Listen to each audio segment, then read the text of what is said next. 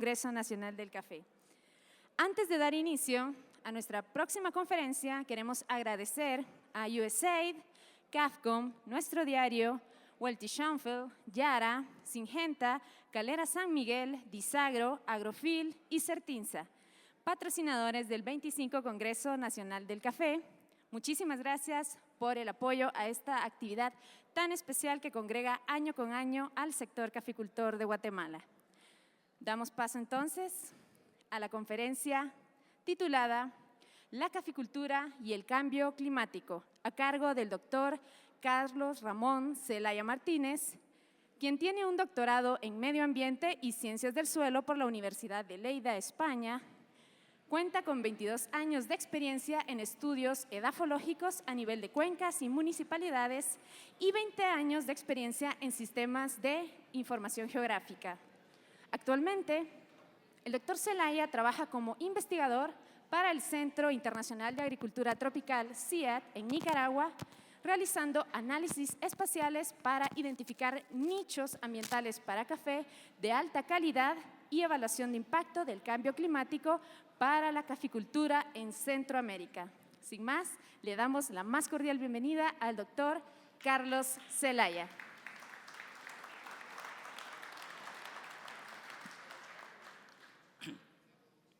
Bueno, muchas gracias. Yo voy a hacer una recopilación de distintos estudios que se han venido realizando a nivel de Centroamérica, principalmente trabajando con datos climáticos históricos, pero también con modelos climáticos de futuro. Y cómo esto está afectando a distintos cultivos, pero en especial, en particular, a la caficultura, que es el tema también que nos importa en este congreso.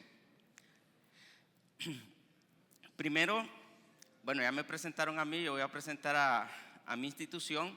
Trabajo para el Centro Internacional de Agricultura Tropical, CIAT, tiene su sede central en Colombia, pero también hay una oficina regional para Centroamérica y el Caribe en Nicaragua.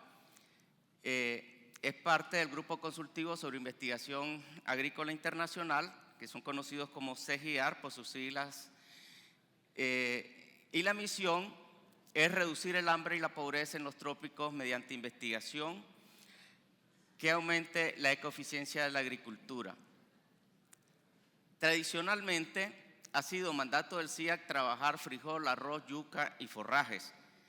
De hecho, en la sede central en Cali, Colombia, tenemos creo que la colección de germoplasma más grande del mundo en frijol y yuca, y tenemos una de las más grandes también en arroz y forrajes, que son cultivos tropicales. En los últimos años se ha abierto un poco más este espectro de cultivos y también hemos venido trabajando principalmente café y cacao y sistemas agroforestales, aunque muchos de estos trabajos lo hemos venido haciendo en alianza con otras instituciones regionales.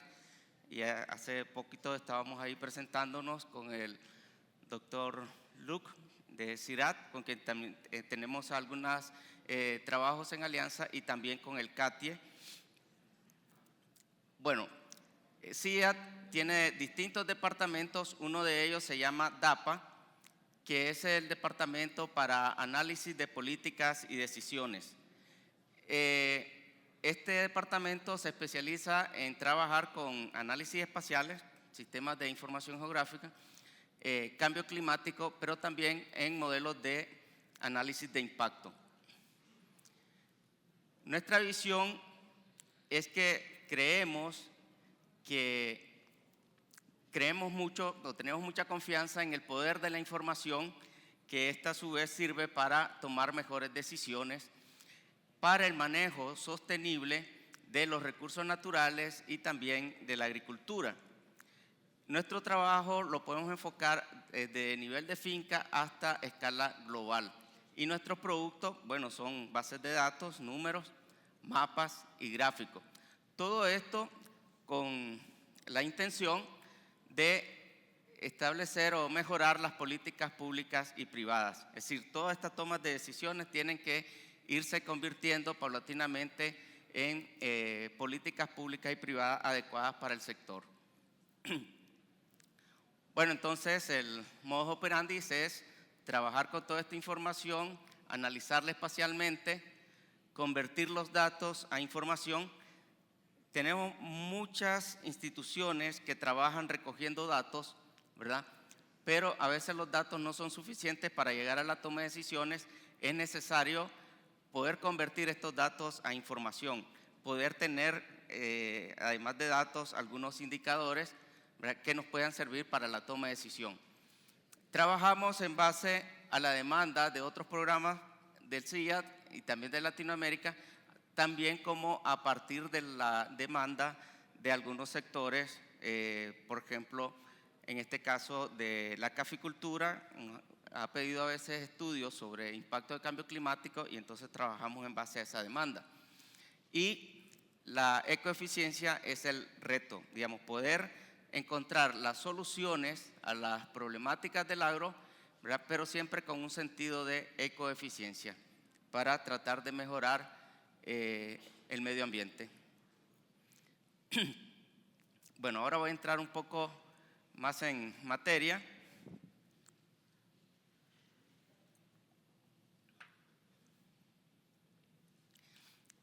Y de manera sencilla voy a tratar de explicar qué es lo que está sucediendo con el planeta y por qué estamos hablando de cambio climático. Miren, de manera natural, el planeta es capaz de soportar vida porque está cubierto por un escudo o un anillo protector cargado de gases que le llamamos atmósfera. Y esta atmósfera es lo que mantiene, podemos decir de alguna manera, cálido el planeta y que sea capaz de que pueda soportar vida.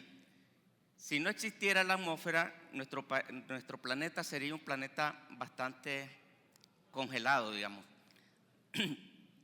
Sin embargo, la radiación que llega del Sol, hay una parte de esta radiación que la absorbe la Tierra, ¿verdad?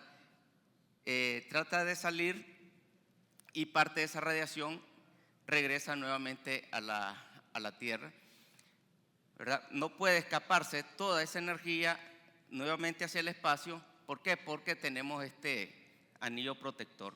Es igual como que si tuviéramos una burbuja de vidrio alrededor del planeta y que entra energía a la burbuja de vidrio, ¿verdad?, como cuando dejamos el automóvil en un estacionamiento bajo el sol y luego cuando abrimos ese automóvil sentimos que está muy caliente, está más caliente que la temperatura afuera.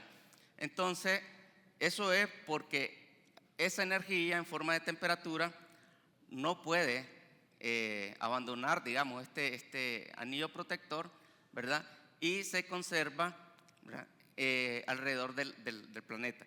Esto hace que el promedio de temperatura del planeta ande por los 15 grados. Si sumáramos, digamos, las temperaturas de toda la superficie del planeta, los polos que están congelados y los trópicos, que son las áreas más calientes, el promedio sería como de 15 grados centígrados, y esos 15 grados centígrados son capaces para generar y conservar la vida que tenemos. Ahora, hay una parte de esta energía, como decía, que se refleja en la superficie. Hay parte de esa energía que no logra entrar porque también tenemos una capa de ozono que le llamamos, que nos protege de algunas radiaciones que son nocivas. Por ejemplo, en el caso de la radiación ultravioleta, si no todos padeciéramos de cáncer en la piel. Y esto, como digo, ha sido históricamente nuestra burbuja o nuestro escudo protector. Igual que el casco del astronauta cuando sale al espacio, ahí llevamos nosotros nuestro pedacito de atmósfera, ¿verdad?, que nos protege de las inclemencias que encontraríamos en el espacio exterior. Pero ¿qué pasa? Hay gases y vapores que impiden que esta parte de calor regrese al espacio y provoca el calentamiento del planeta. El mismo ejemplo que le pongo del carro cuando lo dejamos a pleno sol, ¿verdad? Y están provocando un calentamiento del planeta. ¿Qué ha pasado en los últimos, podemos decir, 200 años con nuestro planeta? Hubo algo que le llamamos un avance tecnológico, que fue la revolución industrial. Con la revolución industrial, primero talábamos árboles, ¿verdad?, para poder mover las máquinas de vapor, ¿verdad? Y con eso fueron desapareciendo rápidamente, mucho más rápidamente, los bosques, porque había una mayor demanda de leña para alimentar las calderas de vapor. Y ese carbono que estaba fijado en los tallos, en los árboles, o en la biomasa arbórea, ahora ya no está ni en la superficie del planeta, ni está en el árbol, ni en el tejido leñoso, sino que como fue quemado, se desprendió vapor de agua, se desprendió dióxido de carbono, y ahora todo ese carbono está haciendo más densa la capa de la atmósfera. Esto quiere decir que hay menos posibilidades de que escape la energía en forma de calor del planeta. Luego, otro avance tecnológico, que a veces no sé si llamarlo avance o retroceso, es que cambiamos de leña a petróleo. Entonces ahí ya no cogemos el carbono de la superficie del planeta, sino que traemos carbono fósil que estaba en el interior del planeta, lo extraemos a través de los pozos petroleros, lo quemamos en los combustibles de los carros y las industrias, y ese carbono también se aporta en forma gaseosa nuevamente a la atmósfera, provocando que el planeta, digamos, prácticamente cada día se vaya calentando más. Entonces, con esta explicación quiero decirles que nuestra atmósfera en los últimos 150 años se ha venido dando una ganancia o enriquecimiento de gases, que son estos gases que ahora los conocemos como gases efecto invernadero. Uno vienen por la combustión de los combustibles, ya sea leña, o de los combustibles fósiles como el petróleo o el carbón, ¿verdad? Pero también tenemos otros gases como el metano y el óxido nitroso, que contribuyen enormemente a este calentamiento global. Aquí está esta explicación, ¿verdad? La atmósfera de manera natural ha recibido aportes de CO2 a partir de las erupciones volcánicas, ¿verdad? Y en los últimos años le hemos ayudado con las industrias y los escapes de nuestros automóviles. Mucho del carbono que se encuentra en el suelo es recogido por las plantas, en este caso por pasto.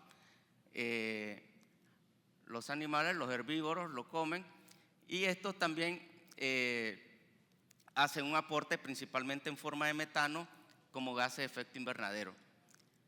Y de este carbono también que está en la superficie del suelo, también lo toman los árboles, ¿verdad? Y lo secuestran por un periodo largo de tiempo. Y por eso es que le llamamos, cuando estamos reforestando y eso, estamos hablando de secuestro de carbono, porque las plantas absorben dióxido de carbono. También el suelo logra secuestrar carbono, ¿verdad? De hecho, el suelo se considera un sumidero de carbono, es decir, un material que es prácticamente como una esponja que logra absorber grandes cantidades de carbono, principalmente cuando estos suelos tienen altos contenidos de materia orgánica, porque el 58% de la materia orgánica es carbono. Si este suelo se erosiona, ¿verdad?, estamos perdiendo ese carbono que está fijado en el suelo, ¿verdad? O cuando lo quemamos, esa materia orgánica se quema, la que está en el suelo, y pasa a ser otra vez parte de la atmósfera. Tengo un amigo que dice, el carbono es bueno, pero tenerlo en el suelo, en el aire no nos sirve, más bien nos causa problemas.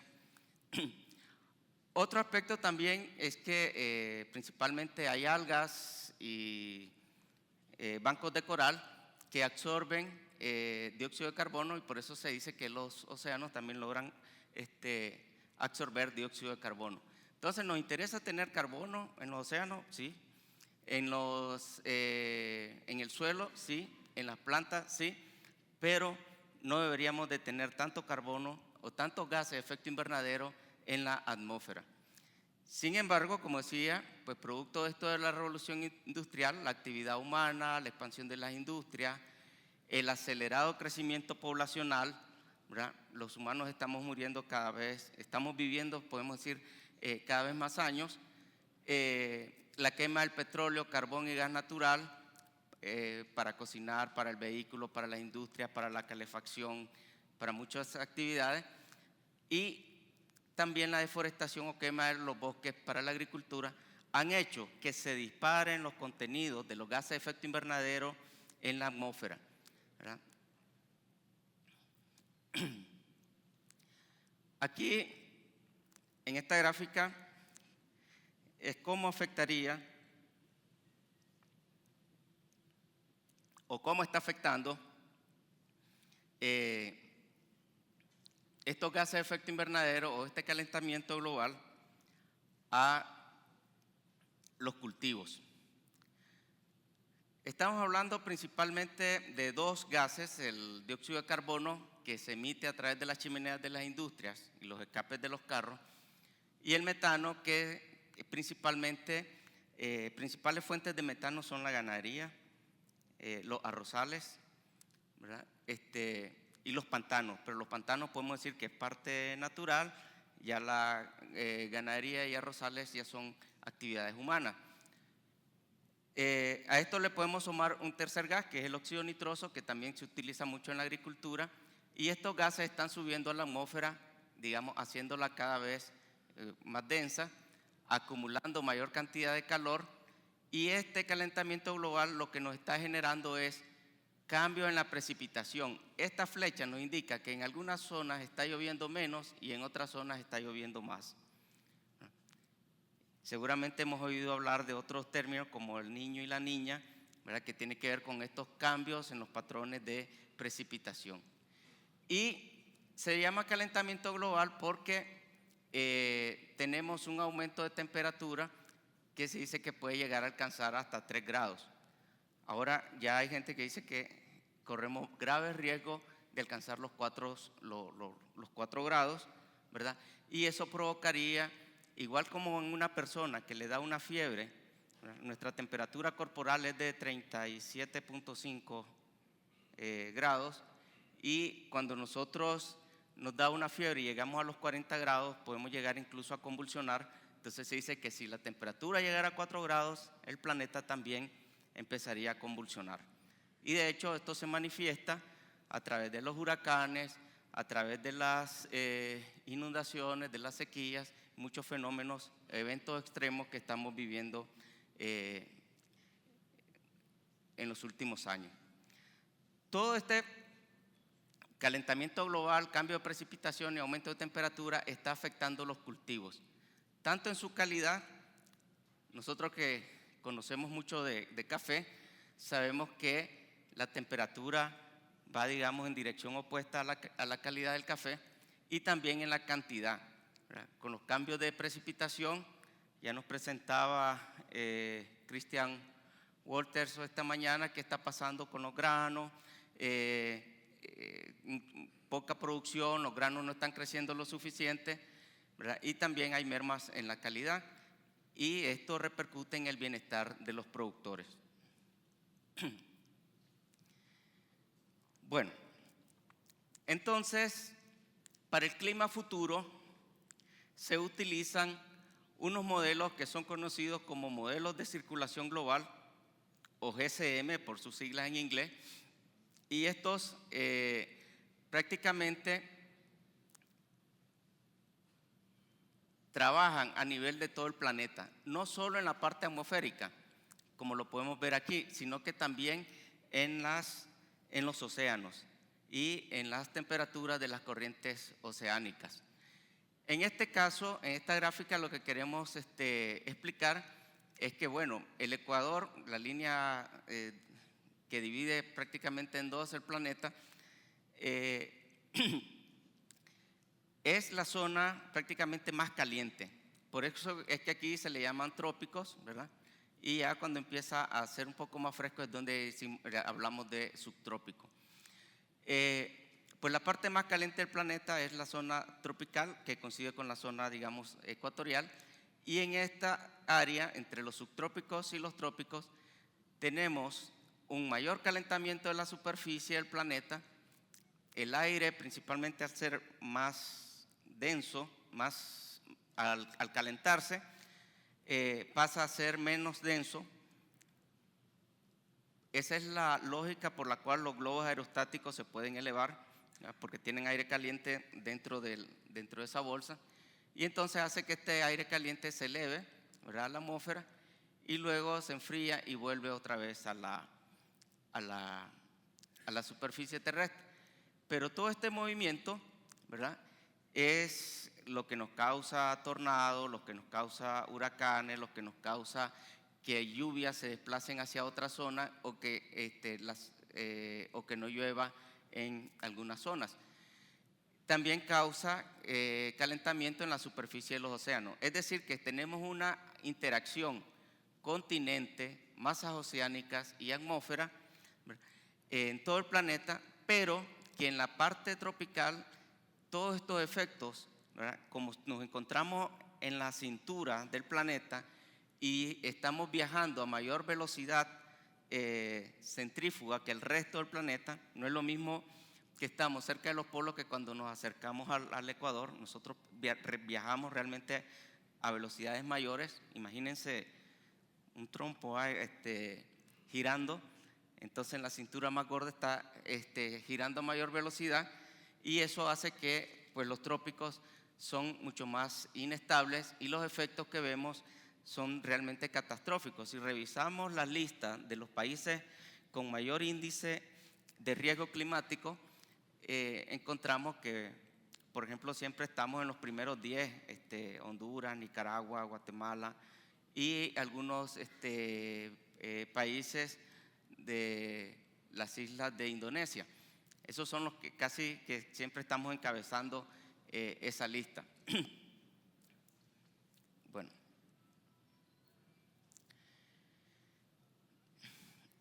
Pues uno de los objetivos de nosotros es poder entender la relación que existe entre el clima actual y los datos de evidencia que tenemos en cultivos como el café hoy en día. Es decir, con el clima actual, ¿qué rendimiento estamos teniendo? ¿Qué problemas de plagas estamos teniendo?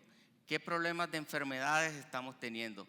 ¿Qué variedades se adaptan mejor a este clima actual? Si nosotros podemos llegar a entender la relación entre clima actual y esas evidencias del cultivo de hoy, podemos entonces proyectar esta relación, y si logramos predecir el clima futuro, podemos también tener una predicción de cómo va a ser la presencia de café en el futuro, o qué plagas y enfermedades, o qué rendimientos, o qué variedades podemos estar trabajando en el futuro.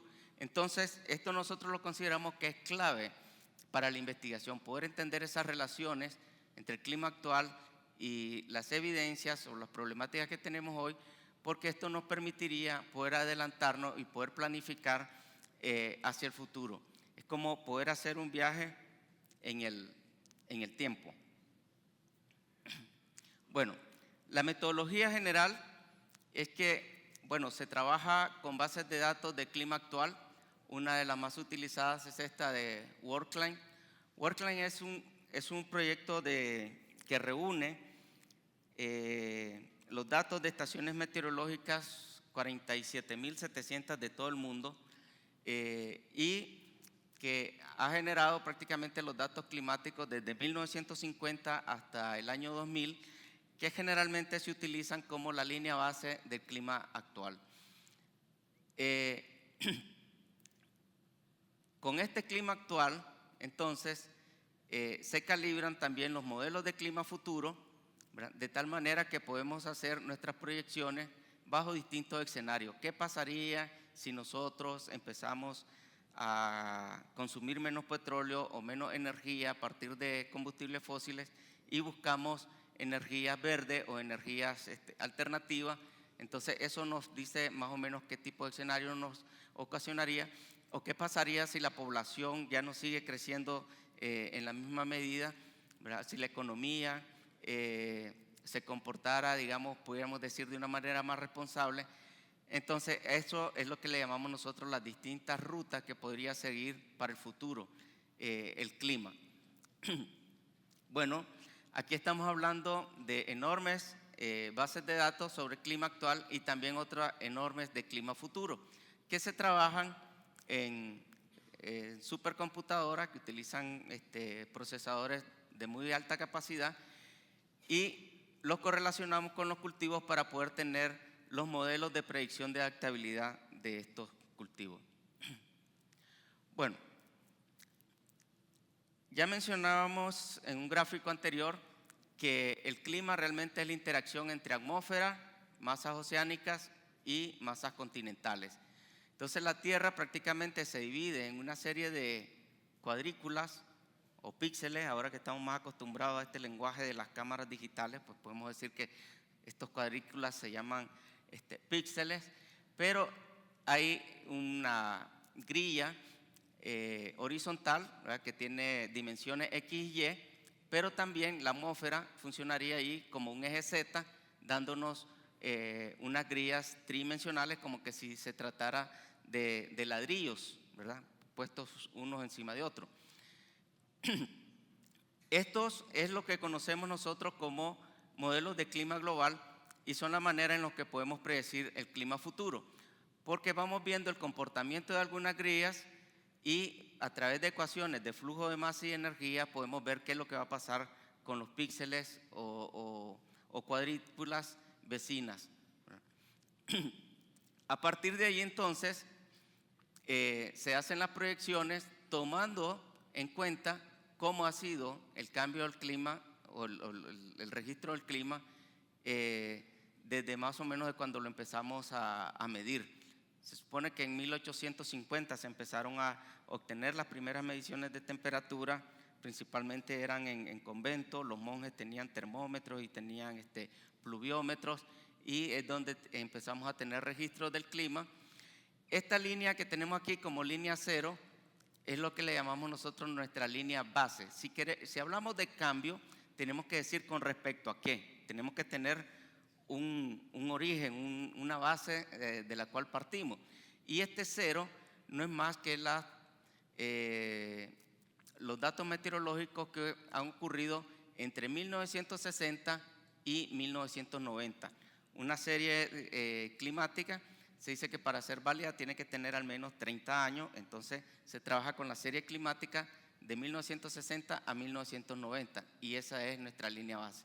Se puede ver que en 1960, ¿verdad?, estamos en este nivel cero y que antes nunca habíamos llegado a alcanzar esos niveles, ¿verdad? Y luego pues las proyecciones nos están diciendo de que va a seguir subiendo porque las emisiones de gases invernaderos las seguimos agregando al planeta, a la atmósfera. ¿Qué es lo que dicen los modelos? Bueno, que más o menos a partir de la revolución industrial ha habido un aumento en las concentraciones de dióxido de carbono en la atmósfera, llegando a 380, esto era en el año 2000, pero en el año 2010 ya estábamos en 400 partes por millón de CO2 en la atmósfera. También el metano y el óxido nitroso. ¿Qué quiere decir esto? Que quien disparó todos estos niveles de gases de efecto invernadero fue precisamente la revolución industrial. O sea que los cambios antropogénicos han llevado a los cambios atmosféricos.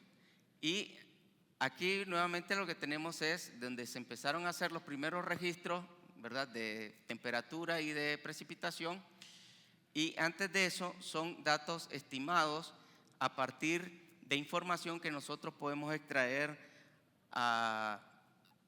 de los anillos de los árboles, de núcleos de hielo o también de los bancos de coral. En todos esos materiales tenemos Por ejemplo, en los bancos de hielo tenemos burbujas de aire atrapadas de años, de cientos de años atrás, y entonces podemos darnos cuenta de cómo era la atmósfera, digamos, en el año 1000 o en el año 1200. Eso es más o menos cómo funciona.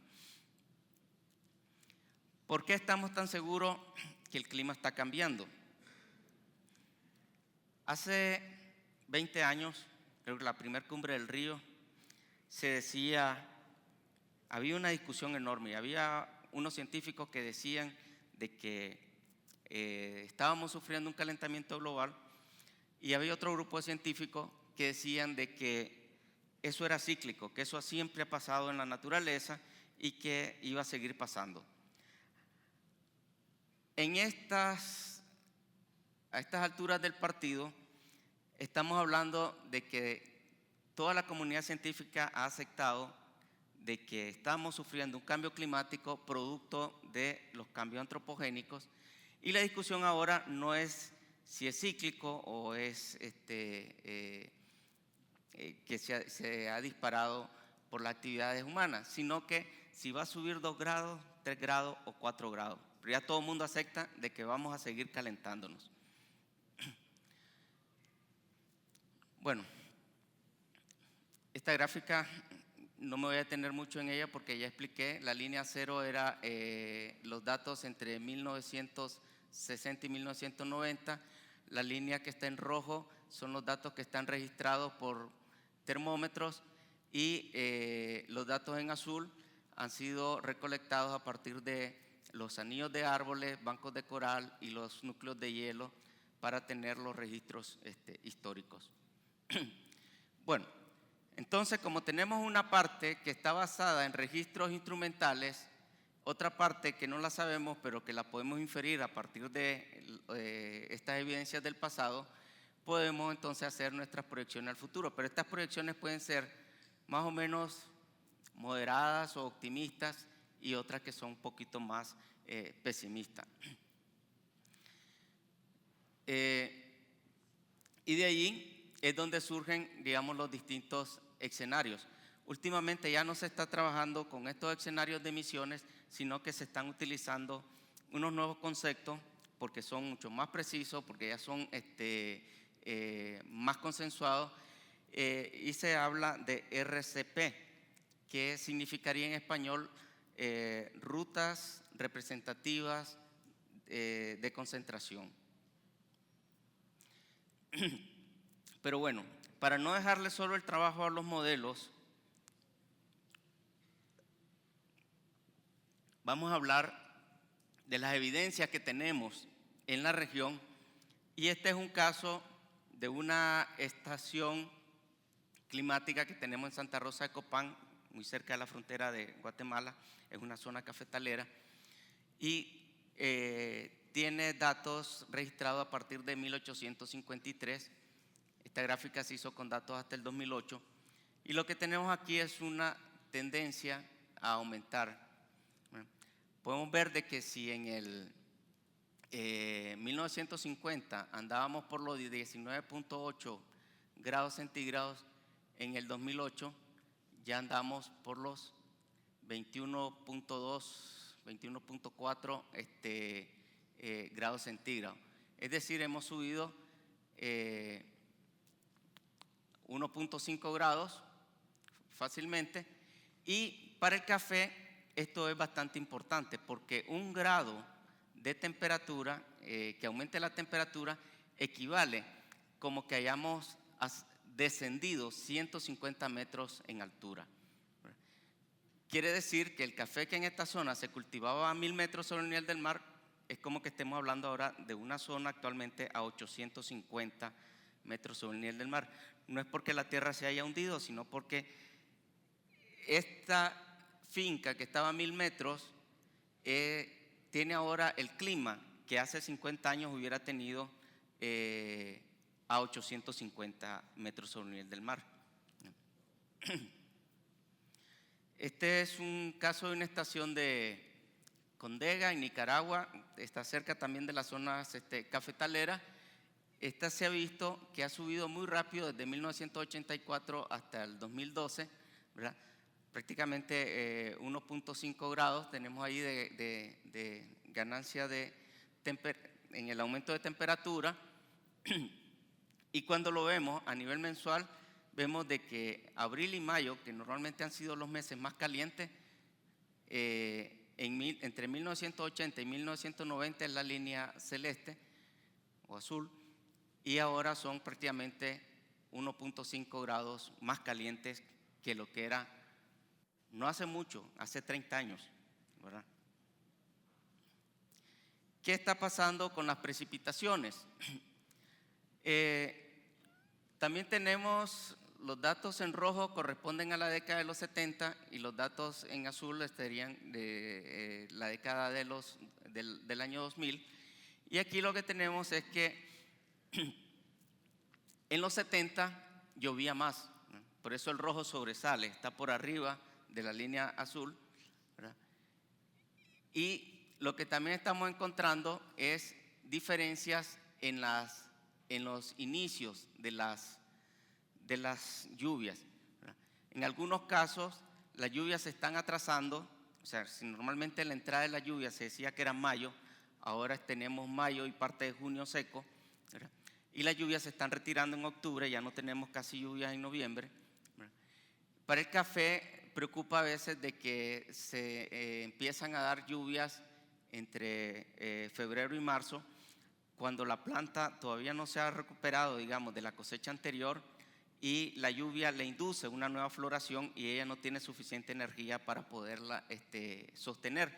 Y luego viene otra etapa de seca en donde las flores también caen, y estos traen problemas serios de rendimiento o de floraciones irregulares que nos hace que tengamos que entrar a cosechar hasta 6 veces.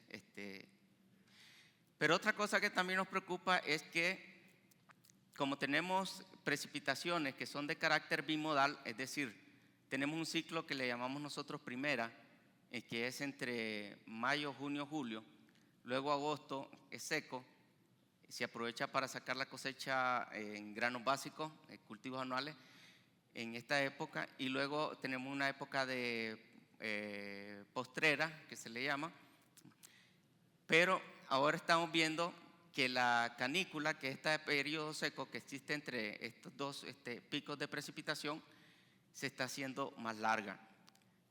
Y esto se manifiesta, digamos, con un mayor número de días secos en este periodo. ¿Qué ha estado pasando con la temperatura desde 1970? Ha aumentado, siguiendo los registros del 70 hasta la fecha, de 17 estaciones que tienen datos de temperatura en Nicaragua, hemos visto que ha aumentado más o menos 0.13 grados centígrados cada 10 años. O sea, subió 0.13 entre 1970 y 1980, subió otros 0.13 grados entre 1980 y 1990 y otros 0.13 entre 90 y 2000, y así hemos tenido de que más o menos la temperatura ahora es casi 1 grado o 1.5 grados mayor que la que comparamos con la que teníamos en los años 70. Y esto más o menos coincide con lo que dicen los modelos, los GCM que estaba hablando anteriormente, que la tendencia es que el planeta se va a ir calentando más o menos en los trópicos 0.13 grados centígrados por década. Por cada 10 años vamos a ir teniendo un aumento de temperatura de 0.13. O sea, esto está en correspondencia con lo que están diciendo los modelos. Pero nos preocupa otro hecho. Así como analizamos las temperaturas mínimas, buscamos cómo analizar las temperaturas máximas. Y al trabajar los datos de temperaturas máximas de estas mismas 17 estaciones, vemos que el aumento de temperatura es 0.38 por grados centígrados por cada 10 años. Y esto es 3 veces lo que están diciendo los modelos o lo que dice de lo que cambia la temperatura mínima. ¿Qué es lo que está pasando entonces? Es la primera pregunta, ¿verdad? Hay algo que está afectando, que las temperaturas mínimas más o menos se vienen moviendo de manera progresiva, como lo predicen los modelos, pero las temperaturas máximas se nos están yendo 3 veces por arriba de lo que predicen los modelos. Tiene que haber una explicación a eso. Y la explicación está aquí. Esta era la cobertura forestal de Nicaragua en 1983. Esta es la ubicación, los triángulos son las ubicaciones de las estaciones meteorológicas y se hace un radio, 50 kilómetros alrededor de cada estación y se mira qué tanto estaba con bosque y qué tanto estaba con cultivos anuales. Y se saca el porcentaje de cobertura forestal que tenía a los 50 kilómetros alrededor. Esta es la cobertura forestal del año 2000 y si les presento la del 2010 se van a asustar todavía más porque el verde va desapareciendo a grandes pasos. Pueden ver que entonces algunas estaciones a 50 kilómetros a la redonda el porcentaje de cobertura forestal es menor del 20%, ¿verdad? Esto es lo que explica por qué estamos teniendo estos aumentos en las temperaturas máximas. ¿Saben por qué? Porque el amortiguador que nosotros teníamos para las temperaturas máximas era el bosque. Tiramos el bosque, entonces ya no tenemos ese amortiguador y nos impacta directamente. Nos está impactando principalmente sobre suelos desnudos que están aumentando mucho la temperatura, digamos, de albedo alrededor de las estaciones meteorológicas. Bueno, si comparamos entonces qué pasa con la temperatura mínima, en donde no tenemos grandes cambios de deforestación desde 1983 hasta la fecha, vemos, ¿verdad?, que se comportan en ese punto 13 que dicen los modelos que vamos a tener de cambio en las décadas. Donde tenemos baja deforestación, baja tasa de deforestación, puede andar en punto 15, se vuelve como un poquito más amplia la caja, ¿verdad?, la variación, pero es más o menos anda siempre entre el punto 15. No llegamos al punto 2. ¿Qué pasa con las temperaturas máximas? Bueno, donde no tenemos tasas de deforestación altas, entonces los cambios en las temperaturas máximas no han sido muy grandes.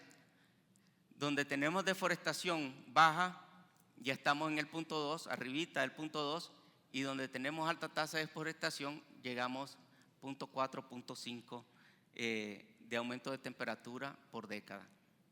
Es decir, al nosotros ir cortando el bosque, hemos venido prácticamente aumentando las temperaturas máximas diarias. Y este aumento de temperaturas más altas nos trae un mayor número de días secos, un mayor aumento en la intensidad en la intensidad de las lluvias, más evapotranspiración, hay más escorrentía porque hay menos infiltración porque el bosque también detiene esta agua y tenemos menos humedad en el suelo. Ahora, al tener mayores temperaturas, esto es la capacidad también para guardar agua en la atmósfera, que aumenta exponencialmente con la temperatura. Esto es lo que dicen los equipos, los instrumentos que están en las estaciones meteorológicas. Pero ¿qué dice la gente? Si nosotros le preguntamos a cualquier persona cómo era el clima hace 20 años y cómo considera que es ahora, entonces nos van a decir este tipo de cosas. Es impredecible, llueve menos, es muy irregular, mis rendimientos han disminuido y hay más problemas de plagas y enfermedades. Bueno, aquí si nosotros juntamos los datos históricos con lo que dicen los modelos, vemos de que más o menos para un escenario que conocemos como el A2, que es un escenario que es que sigamos haciendo las cosas como hasta ahora la venimos haciendo, es que vamos a tener entre 2.5, 2 y 2.8 de diferencia entre la temperatura actual y la del 2050. Y para precipitaciones, pues vamos a tener en todas las regiones menos precipitaciones que las que tenemos actualmente. Fíjense bien que la diferencia en números absolutos no es tan significativa. El problema está en que las lluvias, si antes teníamos en una zona, por decir algo, 30 o 40 eventos lluviosos en los 6 meses húmedos, ahora estamos teniendo 10 o 15 eventos, pero casi esa misma lluvia está cayendo en esos 15 eventos, digamos. ¿Me explico? Entonces, ha aumentado mucho la intensidad de la lluvia y por eso no se ve reflejado aquí que hay una disminución tan significativa. El problema es que entre un evento y otro evento tenemos generalmente más de 10 días secos acumulados, y eso nos provoca estrés hídrico en cualquiera de los cultivos. Bueno, entonces esto nos dice que, por ejemplo, el caso de Nicaragua, las temperaturas actuales, medias y mínimas, van a seguir subiendo para el año 2020 y seguirán subiendo para el año 2050, y que las lluvias, principalmente en la época de primera, que es mayo, junio, julio, van a ir decreciendo, van a ir siendo menores. Si tenemos estos panoramas con temperatura y precipitación, podemos entonces medir los impactos. Hay un modelo que se llama EcoCrop, es un algoritmo bastante sencillo en donde, por ejemplo, para café consideramos condiciones óptimas, que la temperatura mínima serían 18 grados, la máxima sería 22, 23 grados. Después de ahí tendríamos condiciones marginales, o antes de los 18 también tendríamos condiciones marginales. Lo mismo para precipitación. Decimos que el café se desarrolla bien entre 1100, 1200 metros y los 1800 milímetros de precipitación, ¿verdad? Y que después de ahí ya las condiciones empiezan a ser marginales. Entonces, si evaluamos estas condiciones climáticas adecuadas, podemos hacer un cálculo a nivel mensual, ¿verdad? ¿Cuál es la interacción resultante entre precipitación y temperatura? Y generar un índice que nos va a decir de 0 a 100 cuánto va a ser más o menos el índice de adaptabilidad del cultivo. Hay otro modelo que se conoce como Maxen, que está basado en la máxima entropía, utiliza mucho mayor número de variables ambientales, y utilizamos también puntos de presencia de las especies, ¿verdad? Es un modelo muy preciso, ¿verdad? Pero requiere un poquito más de datos. Y corriendo estos modelos nos dan la respuesta de qué está pasando con el café. Los climas, dicen estos modelos, se están moviendo hacia arriba. La temperatura que antes hacía entre 1000 y 1500 es la que más o menos estamos teniendo ahora a 1500, 2000. O sea, se está moviendo, y hay una tendencia de ir aumentando más o menos hasta 2.2 grados más o menos. Y esto significa que un cambio de 2 grados entre el clima actual y el clima futuro, que nos hemos basado como horizonte del futuro el año 2050, equivale a que hemos perdido una altura más o menos de 440 metros sobre el nivel del mar. Entonces surge la pregunta, ¿dónde se puede cultivar café en el futuro? ¿Dónde no va a crecer el café en el futuro? ¿Dónde puede crecer el café todavía con una gestión adaptada, es decir, con medidas de adaptación? ¿Y cuáles son los factores decisivos de esa gestión?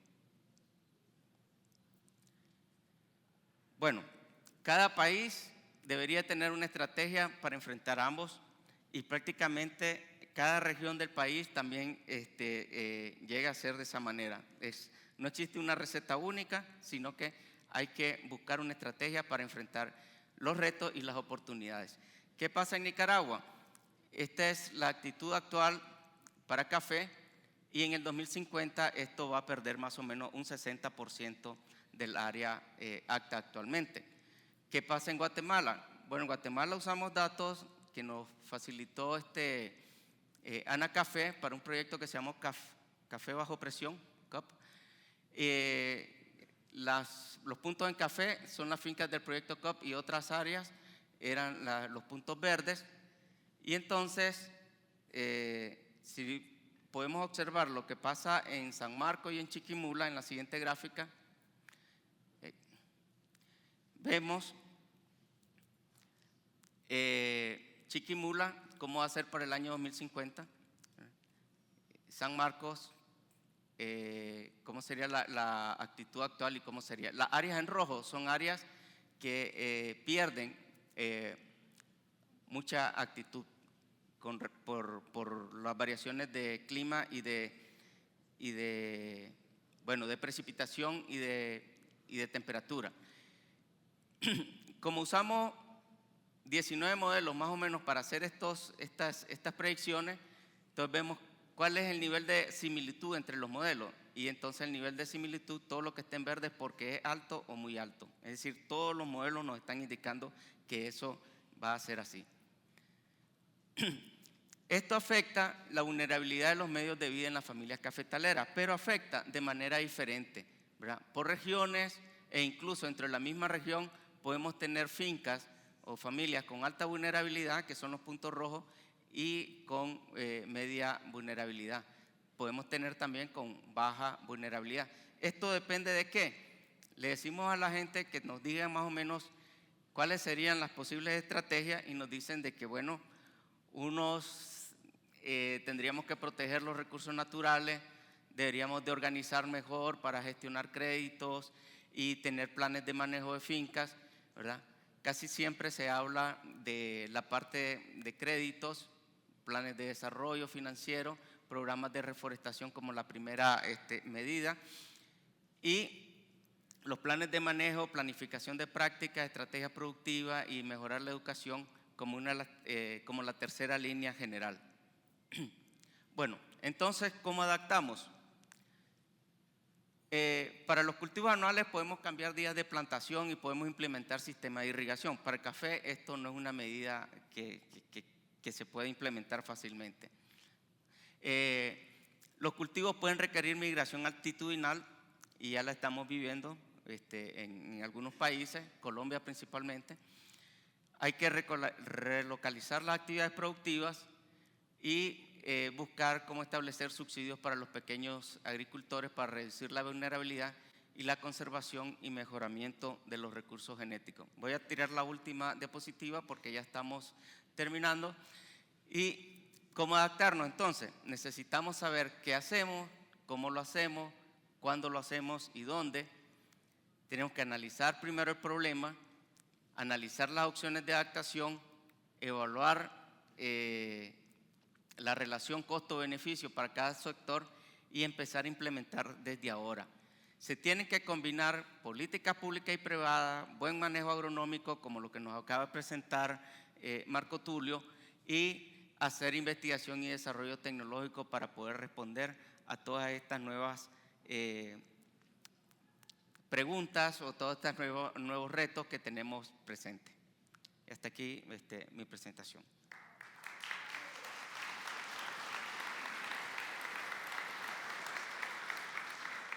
Muchísimas gracias, doctor Zelaya. Al ingresar al salón les entregaron las encuestas de las conferencias. Agradecemos su colaboración para llenarlas, ya que su opinión es muy importante para nosotros. Sin más, damos paso al espacio de preguntas y respuestas para el doctor Zelaya y su presentación. Van levantando la mano y les darán el micrófono para realizar su pregunta. Buenas tardes. Yo quisiera saber si dentro de los cultivos, como el caso del café, hule o palma africana, se pueden considerar a la vez como un apoyo forestal o realmente no se considera nada de bosque el parque cafetero directamente en lo nuestro.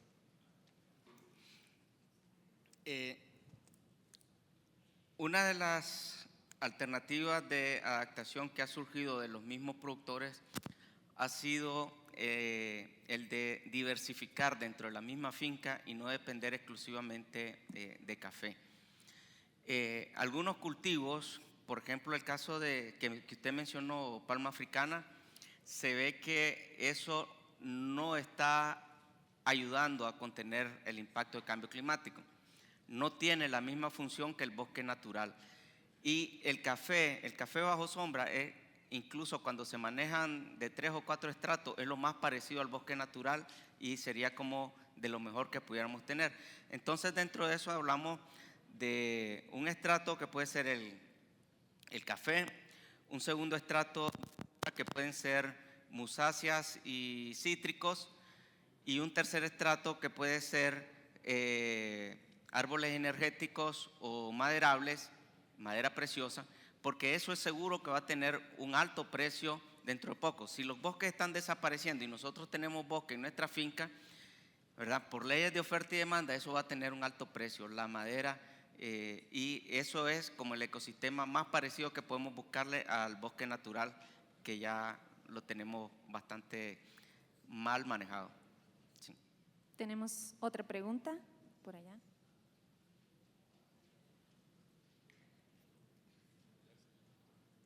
Aquí hay dos.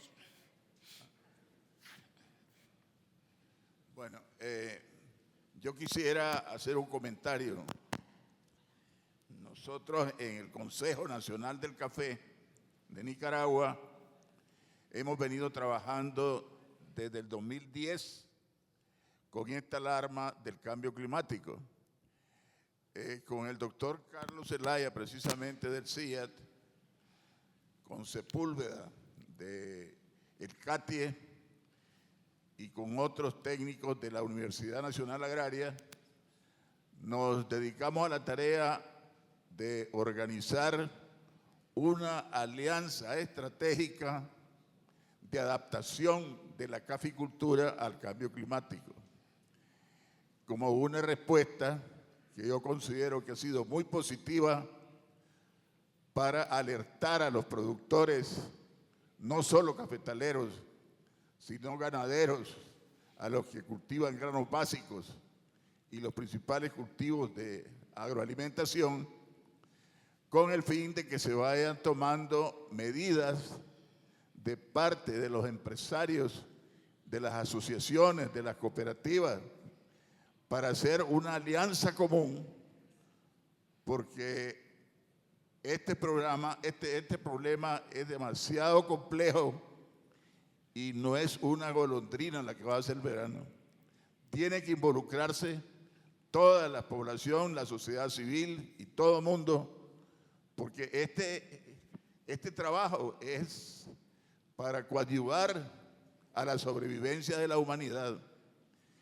Y si no se toma conciencia bajo estos aspectos, creo que se va acelerando más el proceso devastador que el cambio climático. Ya lo vemos. No es necesario que nos sigan contando el cuento, ya lo estamos viendo de cerca y en carne propia.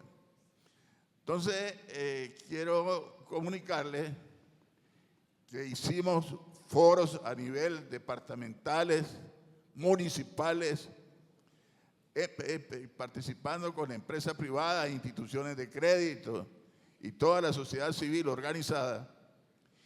Y de ese trabajo que se hizo, en la cual el doctor Zelaya aquí ha sido un hombre incansable también para trabajar con nosotros, hemos logrado crear ya un foro nacional en la Universidad Nacional Agraria como un foro permanente de consultas y de trabajo y de apoyo a estas organizaciones. Ya tenemos definido con las asociaciones de cafetaleros la estrategia cafetalera de adaptación al cambio climático. Y por otro lado nos encontramos, segundo departamento, más productor de café, que los cafetaleros se quejaron de que los ganaderos eran los principales depredadores de las zonas frescas y más altas para producir café de calidad. Entonces involucramos también a las asociaciones ganaderas y de ahí surgió 12 actividades importantes para los ganaderos y 7 actividades que ya están planificadas con los cafetaleros. Bueno, esta es una contribución nuestra del Consejo Nacional del Café para ir dando respuesta a todos los problemas que se están presentando en este momento. Sí, gracias, don Luis. Solo va a ser breve para apoyar un poco más los comentarios de don Luis, es que cuando nosotros empezamos estos foros de discusión y hablamos de cambio climático, lo primero que hacemos es, por ejemplo, decir, los países desarrollados son los culpables del calentamiento global. Nosotros también tenemos parte de culpa con la deforestación, como se ha mostrado con todos estos datos históricos. y nosotros podemos poner nuestro granito de arena, ¿verdad?, volviendo a recuperar ese colchón o ese amortiguador que le hemos quitado a nuestra madre tierra. Y en ese sentido, entonces, estamos incidiendo mucho en que los cafetaleros abandonen la práctica de café bajo sol y volvamos al bosque, y que los ganaderos abandonen la práctica de los potreros, ¿verdad?, así de ganadería extensiva, y se metan a sistemas silvopastoriles, que además los árboles pueden tener, pueden ser bancos de proteína, pueden dar sombra al ganado. Y fíjense que el ganado necesita sombra, es un rumiante, y para rumiar, para ser más eficiente su asimilación de alimentos, él necesita sentarse bajo de un árbol y rumiar. Y el ganadero se le acostumbró o se le enseñó, no sé dónde, de que tenía que despalar totalmente y sembrar pasto. Y estamos trabajando en eso, en tratar de recuperar la cobertura arbórea, porque el daño lo tenemos muy grave. No sé quién más. Es momento de una última pregunta. Una última pregunta para cerrar la conferencia. Buenas tardes. Bueno, mi pregunta es, en el caso de las políticas públicas y privadas, que obviamente son clave y básicos para poder avanzar como país en este tema, ¿qué casos de éxito ha visto usted en su experiencia que nos puedan servir a nosotros como país también para empezar a trabajar en el tema? Yo creo que ya hay esfuerzos, pero seguro que necesitamos reforzar, y que más si se puede aprender de alguien que ya lo ha hecho. Sí. Bueno, volvería a poner el ejemplo que mencionaba don Luis. A raíz de que ganaderos y caficultores discuten la problemática y lo sacan a través de los medios de comunicación, se obligó prácticamente al Ministerio de Agricultura a que diseñara una estrategia nacional forestal, Estrategia Nacional Agrícola, Pecuaria, Forestal y Pesca ante cambio climático. Y por lo menos ya lo tenemos como existe un documento, un soporte, ¿verdad? Y de alguna manera se están gestionando a través de las leyes que se vayan tomando en cuenta estos aspectos. Antes nos criticaban porque decían, es que ustedes solo trabajan con modelos a futuro, eso no está comprobado. Entonces ahora nos fuimos al futuro, sacamos de ahí las evidencias, se las mostramos ahora y le decimos, bueno, ¿a qué queremos parecernos? ¿A un país de estos de Sahara, de África, o queremos parecernos a como hemos sido, digamos, bendecidos en Centroamérica, porque nuestros países son verdaderos paraísos, ¿verdad? Entonces, tratar de recuperar esa más o menos como nos entregaron nuestros abuelos nuestros países. De esta forma finalizamos la conferencia del doctor Zelaya y le brindamos un fuerte aplauso e invitamos al licenciado Eduardo Figueroa, miembro de la Junta Directiva de Anacafé, para que brinde el reconocimiento al doctor Zelaya. Bienvenido, licenciado Figueroa. Muchas gracias, buenas tardes. Evidentemente quedaron muchas preguntas en la audiencia. Sin embargo, notamos igual, doctor Zelaya, que su presencia y charla pues viene no a dar visos de alarma, porque alarmados ya estamos, sino que a fortalecer precisamente el criterio de la necesidad de volcarnos en atención a la parte de ser amigable con el ambiente. Y gracias a Dios, en el tema de la caficultura centroamericana, pues sin duda es uno de los cultivos más aptos para precisamente contrarrestar los efectos ahora conocidos como cambio climático. Así, doctor, le agradecemos inmensamente la puntualidad de su charla, la sencillez con la que nos consiguió trasladar información tan importante, y puede usted estar seguro que en Guatemala estamos haciendo nuestro esfuerzo por lograr precisamente convencer a los poderes decisorios de la necesidad de cambiar de actitud. La pregunta que queda en el ambiente, yo no me canso de repetirla, ya la escuché en varios lugares del mundo, es ¿qué parte del daño que se le está haciendo al planeta no se entiende? Hay alguien ahí que no entiende qué es el daño que se está haciendo, pero nosotros sí sabemos que podemos hacer mucho por evitar este daño. Gracias nuevamente. Muchas gracias a todos también.